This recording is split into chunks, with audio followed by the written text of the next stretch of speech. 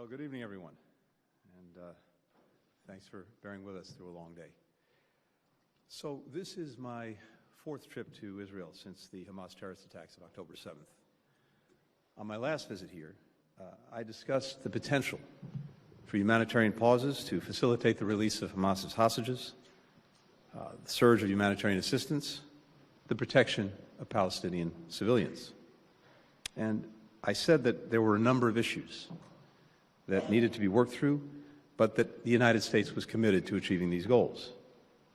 Today marks the seventh day of the humanitarian pause in Gaza that the United States worked closely with Israel, Qatar, and Egypt to put in place. The seventh day that hostages have been freed and are returning home to their families.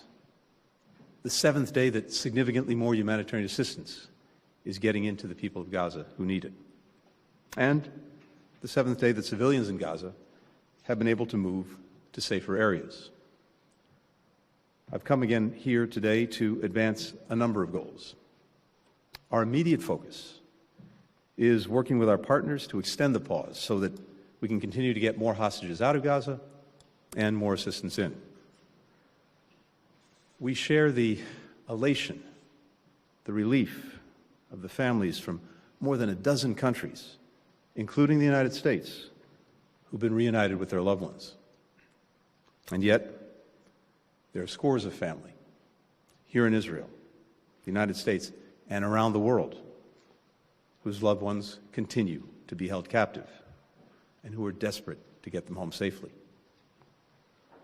We will not stop working until we get every hostage back home with their families and loved ones. At the same time, we continue to surge humanitarian assistance to Palestinian civilians in Gaza. Together with the UN, our partners in the region, we have significantly increased the flow of food, water, medicine, fuel to power desalination plants, hospitals, and other critical infrastructure. Just over the past week, the mechanisms that we helped to negotiate and implement have more than doubled the number of trucks getting into Gaza. But this is still not enough to meet the needs of its people, which is why we continue to work urgently to get more aid in and to get it in faster. Sustaining and increasing the flow of humanitarian aid, in particular fuel, restocking stores with commercial goods, these are vital to the lives and livelihoods and well-being of men, women, and children. That's especially true for the most vulnerable parts of the population: children, the elderly, pregnant women, people with disabilities. And it's even more pressing as winter sets in, bringing with it a heightened risk of infectious disease outbreaks. The government of Israel agrees with the imperative of humanitarian assistance and the need to sustain it. Prime Minister Netanyahu also made clear that Israel intends to resume its military operations against Hamas when Hamas stops releasing hostages. As we've said from the outset, Israel has the right to do everything it can to ensure that the slaughter Hamas carried out on October 7th can never be repeated. Hamas cannot remain in control of Gaza. It cannot retain the capacity to repeat that carnage. That was only underscored by this morning's appalling terrorist attack on people waiting at a bus stop in Jerusalem, which killed 3 Israeli civilians and wounded at least 6 others, including 2 American citizens. Hamas has claimed responsibility for that attack. It called its perpetrators heroic. We mourn those killed, just as we mourn the loss of every innocent civilian life, Israeli or Palestinian. But as I've also said since I first came here after October 7th, the way Israel defends itself matters. It's imperative that Israel act in accordance with international humanitarian law and the laws of war, even when confronting a terrorist group that respects neither. In my meetings today with the Prime Minister and senior Israeli officials, I made clear that before Israel resumes major military operations, it must put in place humanitarian civilian protection plans that minimize further casualties of innocent Palestinians. That means taking more effective steps to protect the lives of civilians, including by clearly and precisely designating areas and places in southern and central Gaza where they can be safe and out of the line of fire. It means avoiding further significant displacement of civilians inside of Gaza.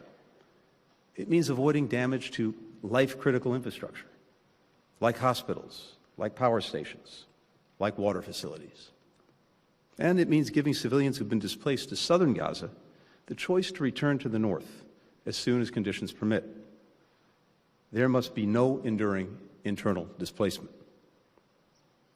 All of this can be done in a manner that still enables Israel to achieve its objectives. Of course, we know that every one of these elements is made more complicated by the fact that Hamas intentionally embeds itself with civilians, within and below hospitals, schools, apartment buildings, refugee camps. But Israel has one of the most sophisticated militaries in the world. It is capable of neutralizing the threat posed by Hamas while minimizing harm to innocent men, women, and children. And it has an obligation to do so. Ultimately, that's not just the right thing to do, it's also in Israel's security interest. The Prime Minister and members of the War Cabinet agreed with the need for this approach. We discussed the details of Israel's ongoing planning, and I underscored the imperative to the United States that the massive loss of civilian life and displacement of the scale that we saw in northern Gaza not be repeated in the south. As I told the Prime Minister, intent matters, but so does the result. At the same time, Hamas has choices too. Hamas could immediately release all of the hostages it holds. It could stop using civilians as human shields and stop using civilian infrastructure to stage and launch terrorist attacks. Hamas could lay down its arms, surrender the leaders who were responsible for the slaughter, the torture, the rapes of October 7th. Hamas could renounce its stated goal of eliminating Israel, killing Jews, and repeating the atrocities of October 7th again and again and again. Meanwhile, everyone around the world who cares about protecting innocent civilians, innocent lives, should be calling on Hamas, indeed demanding of Hamas, that it immediately stop its murderous acts of terror and deplorable use of innocent men, women, and children as human shields. In our meetings with Israeli leaders here and in Jerusalem, and Palestinian leaders in Ramallah, we discussed our continued focus on preventing the conflict from spreading, whether to the West Bank, to Israel's northern border, or to the broader region. I raised our deep concerns about steps that could escalate tensions in the West Bank, including extremist settler violence and proposals from parts of the Israeli coalition government to further expand settlements. I made clear our expectations about addressing these issues. We also focused on what we can, what we must do now to prepare for the day after the conflict, to create the conditions for a durable and lasting peace, building on the principles that I set out a few weeks ago during the G7 meeting in Tokyo. Breaking out of the cycle of violence, the cycle of conflict, ensuring Israel's enduring security, demands improving the lives of Palestinians in Gaza and the West Bank in immediate, tangible ways, and providing them with a credible path toward their legitimate aspiration for statehood. In our ongoing conversations with Israeli, Palestinian, and Arab leaders, we'll discuss practical steps to make real a just and lasting peace, and what each of us is prepared to do to help achieve it. We have no illusions this is going to be easy. We will surely have disagreements along the way. But if we're going to move forward on practical steps toward lasting peace, lasting security, we have to be willing to work through these disagreements, because the alternative, more terrorist attacks, more violence, more innocent suffering, is unacceptable. That's why the United States is here, and we're leading toward this goal. With that, happy to take some questions. The first question goes to Humaira Pamuk with Reuters. Hello, Mr. Secretary. Good evening. You've just said the U.S. is urging Israel to ensure the protection of civilians before starting its operations in southern Gaza. I'm wondering, you've talked about what you made clear to Prime Minister Netanyahu and the War Cabinet, but what concrete and specific assurances have you gotten from them, if any? Based on what you heard from them today, are you confident Israel will follow the international laws of war in southern Gaza when it resumes its military operations? My second question is, you and others in the administration have repeatedly said that the United States wants to see a revitalized Palestinian Authority to rule Gaza and the West Bank. Sir, could you tell us what exactly the U.S. vision is for a revitalized PA, and does it include a reshuffle in the leadership? Thank you. Great. Thanks, Samara. So, as I said, we made clear the imperative that before any operations go forward in southern Gaza, that there be a clear plan in place that puts a premium on protecting civilians, as well as sustaining and building on the humanitarian assistance that's getting into Gaza. And the Israeli government agreed with that approach. There are concrete steps that it's not appropriate for me to detail here tonight that we know and we heard can ensure to the best of anyone's ability that happens. It's obviously challenging given the particular conditions that Israel has to deal with in getting to Hamas and making sure, again, that it can't represent the threat that it posed on October 7th. But again, Israel understands the imperative of protecting civilians, the imperative of humanitarian assistance, and will continue to work to ensure that that carries forward in practice.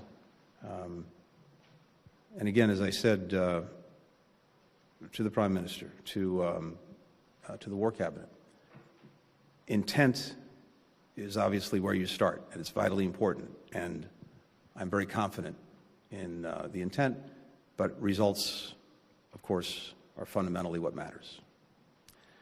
With regard to the Palestinian Authority, we've said, and indeed I had an opportunity to discuss today with President Abbas, the need for reform, the need to revitalize, to revamp the Palestinian Authority so that it can most effectively meet the aspirations of the Palestinian people and deliver for them. There are a number of things that go into that, including, for example, reform so that it more effectively combats corruption, that it engages and empowers civil society, that it supports a free press and open media, and a number of other things. Leadership choices, these are, of course, up to the Palestinian people and Palestinians themselves. But there are a number of things that we think would be critical to making sure that, again, the Palestinian Authority can be effective in helping to advance the aspirations and the needs of its people. For the next question, Tal Shalev with Walla. Secretary Blinken, reportedly there are disagreements between you and the Israeli government about the way forward regarding the timetable. Is there a time limit from the U.S. point of view on the operation, on the continuation of the operation in Gaza? And another question, there are about 140 hostages still left in Gaza. Many of them are reportedly severely injured, and yet the Red Cross hasn't yet visited them. Can you clarify if this was indeed included in the agreement, and if it was, why isn't it being implemented, and why is Israel pressured to continue to expand the humanitarian assistance to Gaza while the Hamas does not let humanitarian access to our hostages? Good. Thank you. First part of the question. We support, continue to support, will continue to support Israel's efforts to do everything possible to ensure that Hamas cannot repeat the horrors of October 7th. And that means, among other things, that Hamas cannot remain responsible for governance in Gaza, and it cannot retain the capacity to repeat those attacks. How Israel does it, those are decisions for Israel to make. But as I've said, we also believe it's very important that in engaging in that effort, the way it does matters, makes a big difference. And as we've just discussed, the imperative of putting a premium on protecting civilians and ensuring humanitarian assistance flows into Gaza is something that is vital to us and something that the Israeli government agrees with. On the hostages, I'm not going to get into any negotiations or any agreements, but clearly it would be very beneficial and important for the Red Cross to have access to hostages, to be able to check on their well-being and condition. Having said that, of course, none of that should be necessary because there shouldn't be any hostages in the first place.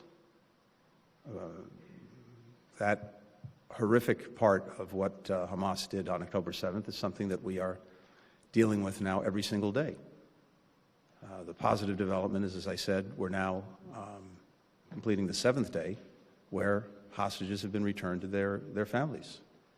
And that's a very positive and powerful thing. It's something that we want to see continue. And Hamas should release everyone right now. But in the absence of doing that, and as this process, I hope, continues, yes, it would be very good for the Red Cross to have access and to see them. The question of humanitarian assistance is something fully apart from Hamas or the hostages, because this is about innocent men, women, and children in Gaza, not Hamas, who desperately need the aid, who desperately need the help. Conditions in Gaza are very, very, very difficult and severe. And the need for the most basic things, for food, for water, for medicine, for fuel to make sure that people can have clean water, they can have sewage systems that work. That's absolutely essential and imperative. And as I said earlier, particularly as we head into winter, we're already seeing the potential for disease outbreaks because, for example, of a lack of potable drinking water. So this is an imperative. It's an imperative because it's the right thing to do. It's an imperative because it's the necessary thing to do. And again, I come away convinced from my discussions with the Israeli government that they fully not only understand that, but believe that and will act on it. Vivian Salama with the Wall Street Journal.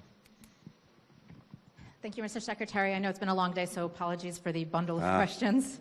Hamas is believed to have released the vast number of women and children that were in its captivity. So what assurances, if any, do you have that Hamas might be open to releasing male hostages? Mm-hmm. And on the flip side of that, is Israel prepared to agree to the conditions set out by Hamas on that?